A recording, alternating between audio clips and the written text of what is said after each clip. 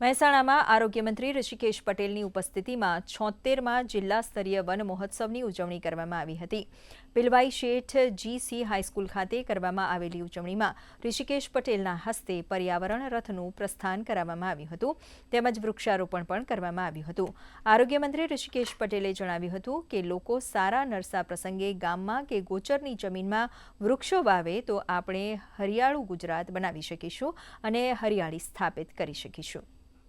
one કવચ, સાંસ્કૃતિક one, ધાર્મિક વન આ પ્રમાણેના જે મુહિમ ચલાવી છે એના થકી લોકો ખુદ બખુદ આ પર્યાવરણ સાથે જોડાતા થયા છે અને વૃક્ષો સાથે એ જોડાતા થયા છે અને સાથે એક પેડ માકે નામ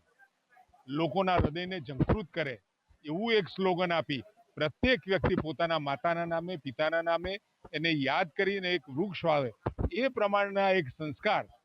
ગુજરાત અને ભારતમાં જે ઊભા કર્યા એના કારણે આ મુહિમ કેવળ પરંપરાગત એક